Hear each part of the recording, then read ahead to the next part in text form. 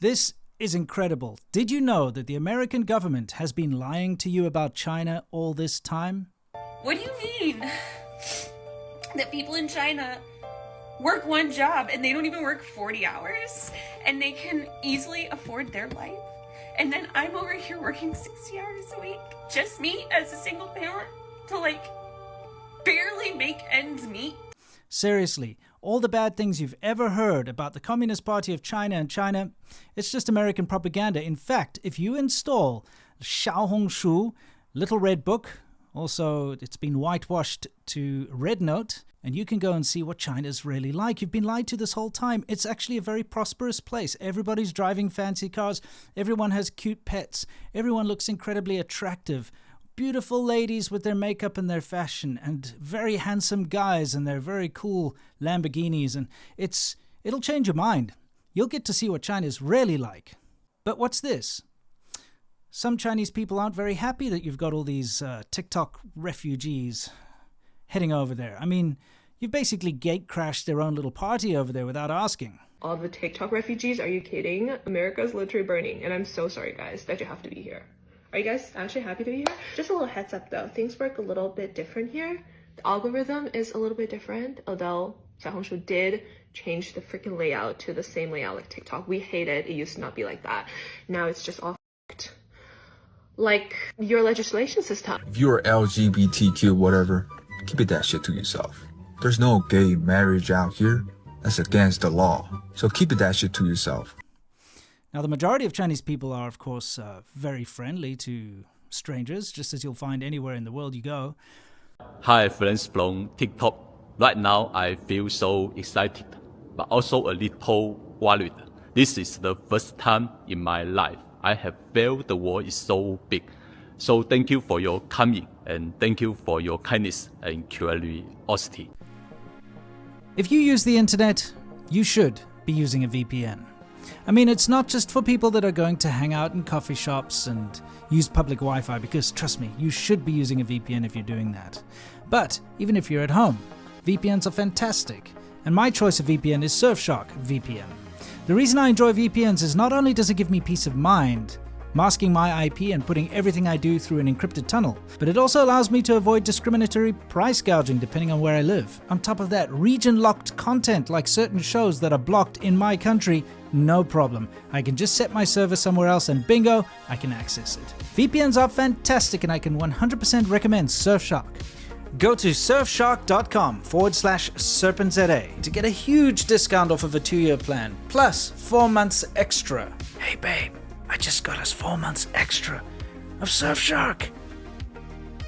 Again, go to surfshark.com/SerpentZA and use the code SerpentZA. And now, back to the show. But let's get back to Xiaohongshu and talk about how it shows the real China, the reality of China. But you see, there's a little hiccup with all of this, and I think no matter how much you hate the American government and how much you hate America, you will have to listen to a little bit of reason here. Let me explain to you what Little Red Book or Xiaohongshu really is. It's the equivalent of Instagram, and that's saying it charitably. It was a copy of Instagram. Fully Chinese language, kind of walled off copy of Instagram, and it's been there for Chinese people. It's got a very specific demographic. It's 70% women, and it's always affluent, middle to upper class women that use it. Of course, the other 30% being guys, also from the big cities in China, the richer, more affluent people. So, of course, you're going to see glamorous lifestyles of the middle and upper class people. That's just who it caters to. But on top of that, it's heavily censored. So the government makes sure there are no politics involved on Little Red Book. You're not allowed to show police brutality. You're not allowed to show anything that might cast China in a bad light, like poverty, for instance, homelessness. You know, the list goes on. Anything that might cast China in a bad light is not allowed on the platform. So to think that you're seeing a real-life depiction of what China's really like by downloading Xiaohongshu is, of course, completely false. Let me put it to you this way. If Instagram was controlled by the American government, so yeah, Instagram, the government comes in and says, sorry, you're not allowed to post anything about police brutality. You're not allowed to post anything about politics. You cannot criticize Biden or Trump. You cannot criticize the American government. You cannot criticize the public transport in America. You cannot criticize, you cannot bring up homelessness, drug addiction, any of these things, gun violence, none of that. You're only allowed to post lifestyle. So, you know, sexy girls going to the beach. I mean, Instagram is pretty much only that anyway, right? Pretty girls at the beach, eating fancy food, going on a tour of Europe or whatever it is. That's what Little Red Book or Xiaohongshu is. It's an idealized lifestyle app. It's people showing off their fancy lifestyles, which, let's be honest, the majority of it, just like in the West, is overblown and fake. So what you're seeing is a state-controlled image of what China could be like. And it's not to say that China doesn't have nice things. In fact, of course it does. I lived there for 14 years. I myself have sung the praises of many things in China, including the public transport and some of the very convenient aspects of living in China. What a lot of people seem to be forgetting, though, is that when you look at the lifestyle in China and somebody tells you, oh, my rent is, you know, only $500 a month, you might think that is incredible. But that's you coming from a Western mindset where you earn dollars. Because in China, $500 is a lot. In fact, a lot of the population in China earn only $700 a year. Of course, these are not the people you will see on Xiaohongshu. What I'm trying to tell you is that this look that you're getting into China is a curated one, and it's not reality. It's pretty simple, and anyone with a little bit of common sense could see that. But the amount of misinformation and disinformation that's being spread is actually quite appalling. Because don't forget, Xiaohongshu only has a 300 million user base.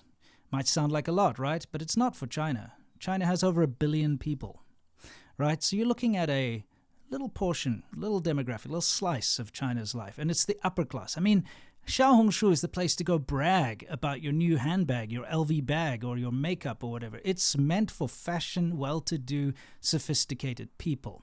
So you're missing out on everything else that China has to offer, the good and the bad. But here's the thing. Something positive has come from this. And I really love to see the fact that the average Chinese user has been able to interact with foreigners, because that's kind of rare. Don't forget that everything is blocked in China, so they can't just come onto Twitter and engage with you there. They can't come onto Instagram and engage with you there, or Facebook or YouTube, or any of the normal social media apps that you use are blocked in China, right?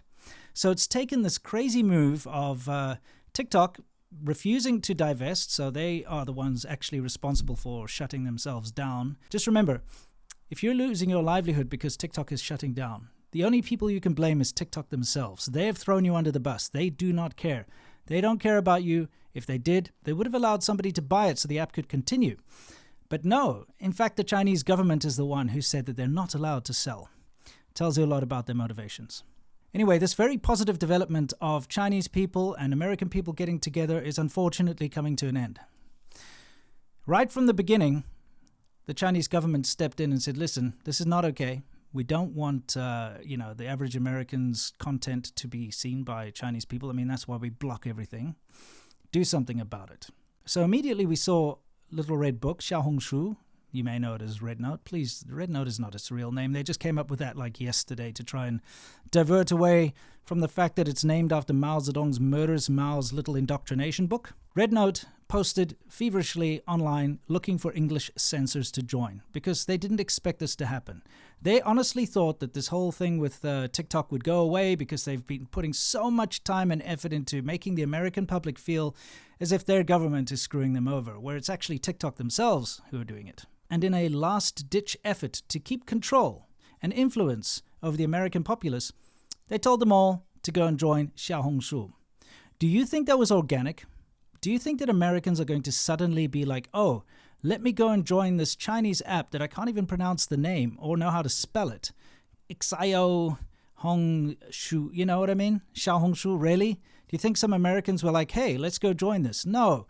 It shows you that TikTok influence is a real thing. They pushed a whole bunch of people over there.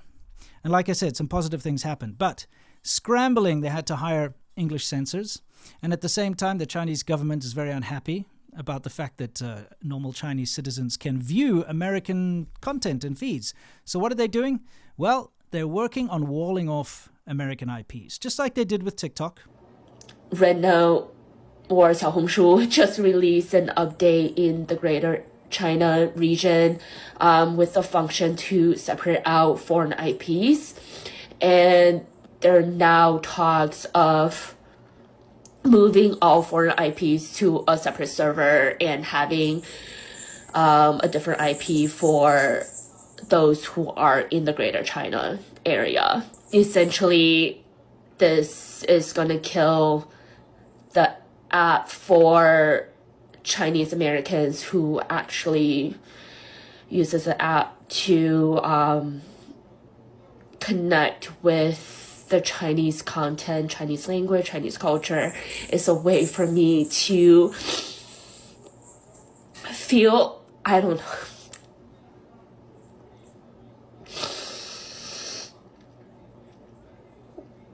all of this just because we wanted to say fuck you to the US government. I get it, but I just wish it wasn't at the cost of others. That's all I have to say about that. Remember, Douyin is the actual app. TikTok is like a localized version for the outside world. Douyin is for the Chinese people so that they can control them and make sure that what they get in their feed is something that is approved by the Communist Party of China. Same thing for Little Red Book, you know. They have been tolerant of the occasional foreigner going over there because, you know, there's a language barrier. It's all in Chinese. But now that there's been this big influx, they're like, this is not good enough. So they're working behind the scenes to split Xiaohongshu, Little Red Book, into two apps. One for the outside world and one for inside China. And they might do this in a sneaky way. They might do it where it's still the same app, but based on your IP address, you only get to see content from your location. So if you have an American IP address, you'll only be able to see other people in America, what they post. Whereas in China, as per usual, they get to control what's being said there, and Chinese people can only see what other Chinese people post. So it's a bit of a double-edged sword, really. And it's unfortunate because I really was enjoying seeing American people and Chinese people interact for the first time, seemingly, which is strange because there's never been a time in history where Americans couldn't have gone and joined Xiaohongshu if they wanted to interact with Chinese people. This is a very forced phenomenon, but it's good. However, like I said, it's coming to a close very possibly soon with this whole idea of splitting off the IPs. And on top of that, a lot of the American people joining are starting to figure out that, hang on a second, there is censorship in China because they post the most innocuous things that would be considered complete freedom of speech here in the West, and they're getting their accounts blocked and banned. All of us TikTok refugees are so unhinged, and I am living for it. Our government is out of their mind if they think we're going to stand for this TikTok ban. We're just going to go to a new Chinese app, and here we are. So she says, hi, 我是来自美国的 lesbian. So, hi, I'm a lesbian from America. Whoops, blocked and banned. They're also getting a lot of pushback from certain Chinese people that don't want them to be mingling on their app because Xiaohongshu, to be honest, has always been kind of a haven for the diaspora around the world. I know this, my wife uses it, all of her friends use it, all of the Chinese people I know use it. And they use it for, you know, getting in touch with each other, helping each other out, but it's also used for nefarious purposes.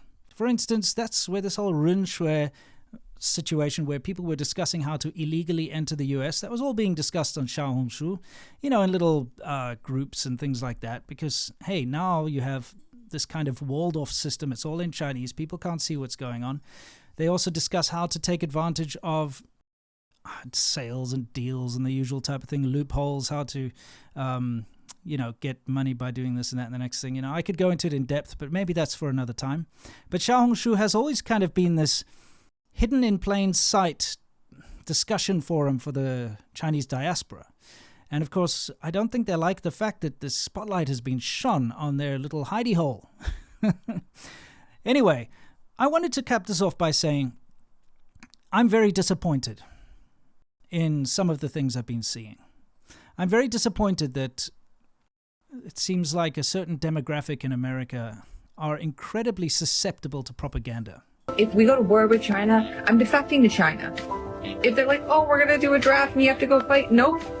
Immediately giving all secrets to China. loose lips sink ships, and I'm gonna be sinking every U.S. ship with my fucking blabbermouth. China can have my data, China can have my passwords, China can have my secrets, China can know everything about me. I come in peace. Our United States government has betrayed us. The Chinese are stealing our data. Who cares? I don't care. I will gladly give my data to the Chinese. We love China. Xi Jinping. We love Xi Jinping. You will be brainwashed. Me, America's son? Ha! That will be a challenge. You bet. Our enemies are all those in league with imperialism. The bureaucrats, the big landlord class, and the reactionary section of the intelligentsia attached to them. They can look at a flashy EV or a flashy city or someone, and don't forget, these are sort of middle upper class to very rich people showing off an LV handbag in their nice apartment in Shanghai or something, and thinking that all of a sudden China is a better option. To those people I say, please go and live in China. Please. You know, if I had the money, I'd pay for your ticket. Because go and live there for a year, 2 years, or in my case, 14 years, and you will see just how good you've had it the whole time. After a while, when you realize that your freedoms have been taken away from you, and the only thing you can talk about is your fancy cake, and your makeup, and your nice selfies, and your holiday, you're going to realize that a big portion of who you are is taken away. This big portion of you sticking it to the man, complaining about the government, being able to criticize your government and to be able to criticize things in the society around you is suddenly taken away. I think you will become very bored with this very sterile way of living your life. A lot of your meaning will be gone. A lot of the fire will be snuffed out. And you will become just another boring Xiaohongshu poster, going on about your cute pet, going on about your makeup, and going on about the latest deals that you scored on discount. To the friendly Chinese people that have been welcoming everybody in on Xiaohongshu, I want to say I appreciate you. And to the American people that have been cordial and nice to the Chinese people, I appreciate you too. But to the absolute bellends that go on to places like Xiaohongshu and talk shit about their own government while on a platform where you cannot even mention the name of the chairman of that country, go take a hike. You guys are morons.